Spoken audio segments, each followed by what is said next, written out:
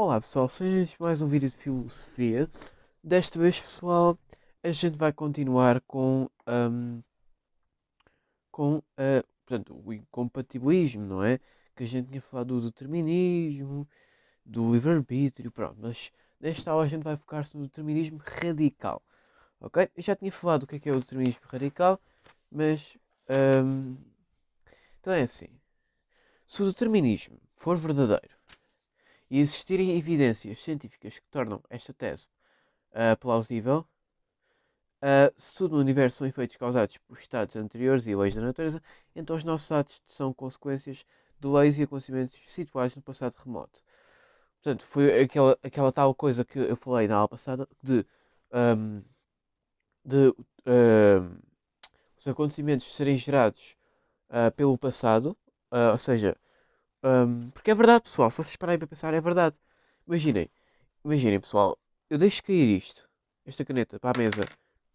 Deixei cair esta caneta para a mesa. Mas quando eu deixei cair para a mesa já é passado, pessoal. O que eu fiz já foi passado. Foi há 10 segundos atrás. Mas foi passado. Certo? Também conta. Ora, é um bocado estúpido pensar assim, mas hum, tudo o que tu fazes é passado já. Já passou. Passou. Pode ter passado um milésimo segundo. Pode ter passado um milissegundo. É passado. Ok? Pronto. Então é só para vocês terem esta noção, não é? Porque é isto que o determinismo radical é sobre, ok? Pronto. Facilmente concordamos que nem tudo o que, nem o que aconteceu antes de termos nascido, nem as leis da natureza dependem de nós. Assim sendo, conclui o determinismo radical as consequências destes eventos e leis, incluindo as nossas ações, escapam ao nosso controle. Há um único resultado possível, ok? Portanto, há um único resultado possível com o que a gente faz, ok? Pronto.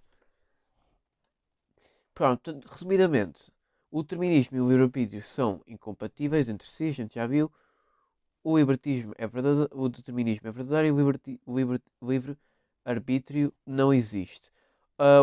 Ao dizer, pessoal, eu estou a dizer que o livre-arbítrio não existe, mas existe, atenção, são as teses sustentadas pelo determinismo radical. Porque depois, se for uma tese sustentada pelo livre-arbítrio, é pelo contrário, o determinismo não existe, o livre-arbítrio existe, ok? Pronto. Ahm, Bom, portanto, pessoal, as pessoas que são deterministas radicais concordam que apenas somos responsáveis por atos livres, por aquilo que estava sob o nosso controle ter evitado ou feito por um modo distinto, dado que nada do que fazemos depende de nós, então não somos responsáveis, seja pelo que for. Ou seja, as pessoas que apoiam a teoria do determinismo dizem que a gente não é responsável pelos atos que faz. Eu discordo. Ok? Obviamente que eu discordo. A gente não é responsável, seja pelo que for. Eu discordo completamente. Eu acho que eu sou mais livre-arbítrio do que determinista. Pá, eu percebo, mas não me puxa. Estão a ver? Deterministas radicais concordam que apenas somos responsáveis por atos livres. Sim, mas não, ao mesmo tempo. Eu não consigo bem explicar, mas é basicamente isso, ok? Eu discordo. E agora vamos falar das objeções ao determinismo radical. Portanto, ahm, aceitar que temos de renunciar à liberdade da vontade e à responsabilidade parece impensável, não é? Ou seja, parece que é uma coisa que a gente nem sequer acredita, pronto, em liberdade, não é? Porque a gente não consegue, nem sequer consegue mal definir liberdade, pronto.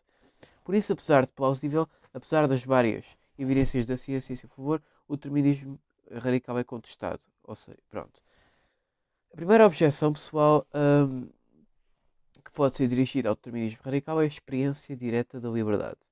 É pouco provável que sejamos capazes de deixar de acreditar nela, na medida em que isso faz parte do nosso próprio processo de agir. Portanto, pessoal, primeiramente, o que é uma objeção? Uma objeção é meio que é tipo contrariar. Portanto, isto são as contrariações, não sei se existe, contrariações do determinismo radical. Certo? Primeira que eu falei agora é a experiência da liberdade. Logo pelo nome dá para ver, experiência de liberdade.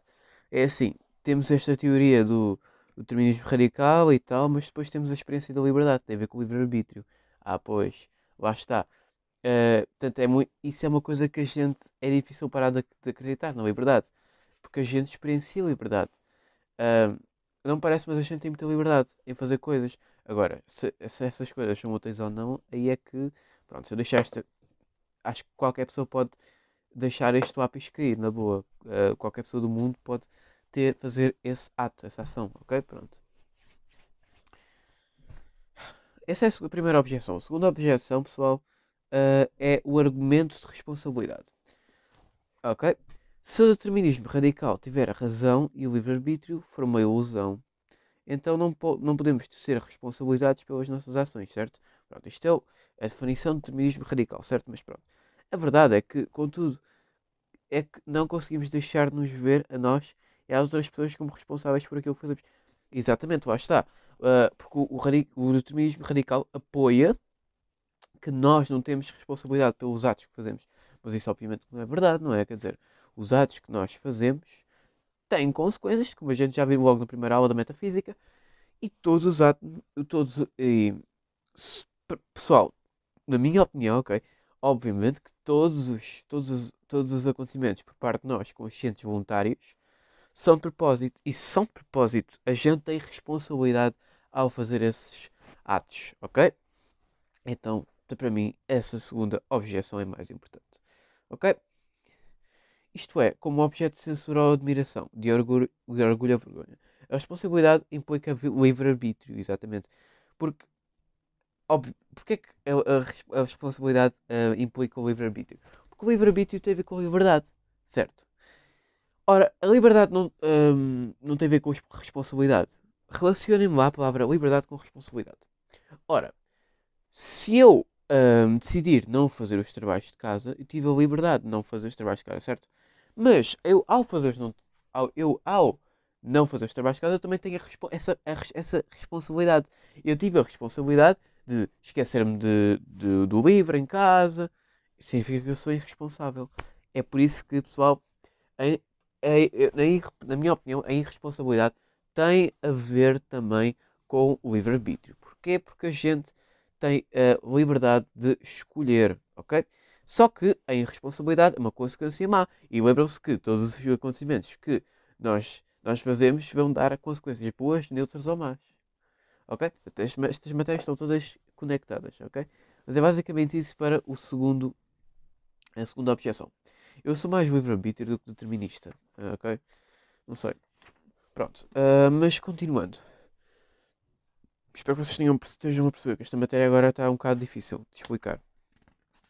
Deixa eu ver quanto é que falta. Ainda falta tanto para dar. Jesus Christ. Ok. E depois ainda temos uma terceira objeção. Ok?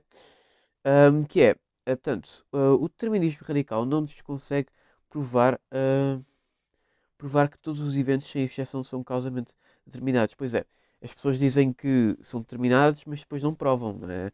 A afirmação resulta de uma generalização indutiva. Ou seja, o que é uma generalização indutiva? Espero que vocês se lembram. Espero que vocês se lembrem, no caso, da parte para o todo, certo? Pronto.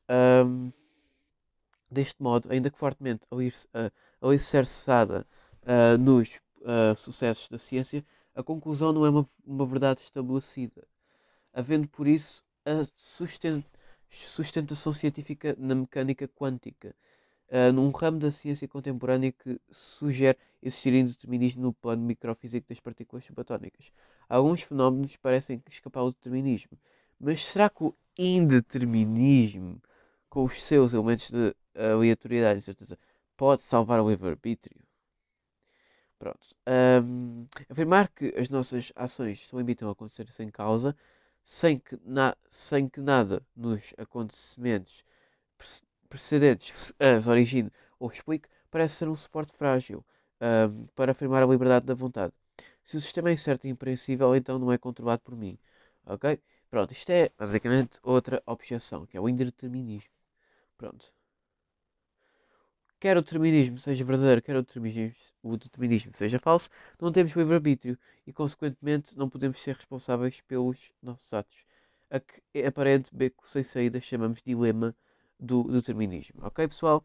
E é basicamente isso para as objeções do determinismo. radical, ok? E ela vai acabar por aqui, porque a seguir vamos focar-nos no libertismo, que é o outro lado, ok? Já vimos este lado e agora vamos ver como é que é o outro lado na próxima aula, ok?